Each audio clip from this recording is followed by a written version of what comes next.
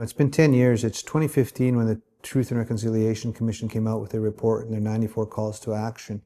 Have we done enough? Yes and no. Has the socio-economic gap closed between First Nations people as First Nations Canadians and the rest of Canadian society? It's starting to move. I mentioned before 6th versus 63rd in terms of the United Nations Human Development Index. Has that closed? Have there been key strategic investments in water, in infrastructure, in housing, in healthcare, everything that the social determinants of health? We got rid of the 2% funding cap within the federal government as it relates to First Nations people.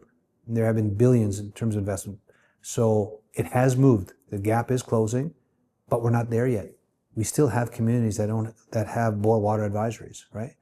We still have a large number of children in foster care. We still have too many of our people in the jails. We still have a high youth suicide rate. So yeah, it's moving better, but we're still not at the same starting line yet. So we have to keep those investments going. So TRC calls to action. Yep. Important focus on that. I go to a lot of meetings and I see people get up and do land acknowledgements. I say, yeah, sometimes I just roll my eyes. Oh, there's a tick box, TRC. Yeah, land acknowledgement. I say, yeah, keep doing that. But why don't you and your organization get the 94 calls to action and pick 2 or 3 and say, we're going to implement these.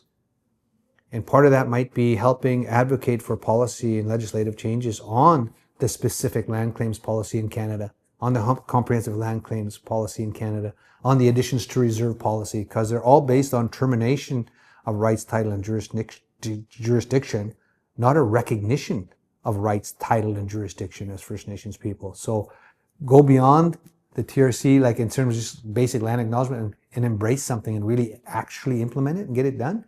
That's what I'd say to people. As far as the papal apology, it was one of the calls to action. And I was national chief and our team lobbied to make that happen. We advocated, we had to develop a relationship with the Council on Catholic Bishops, very powerful organization here in Canada. If they did not want the Pope to come, he wouldn't be here. So we had to influence that decision-making body and building up a respectful relationship with that body, which resulted in the Pope's visit to Canada. And he made an apology. Part of truth and reconciliation is telling the truth. The Catholic Church was one of the churches that really was involved pretty heavily with the genocidal policy of the residential school system. And so to have the head of that church come and make an apology was very moving and monumental and spiritual and part of the healing of our people. And we have to build on that now. We have to build on that. And how do we go forward together to respect ourselves as peoples and build a better country?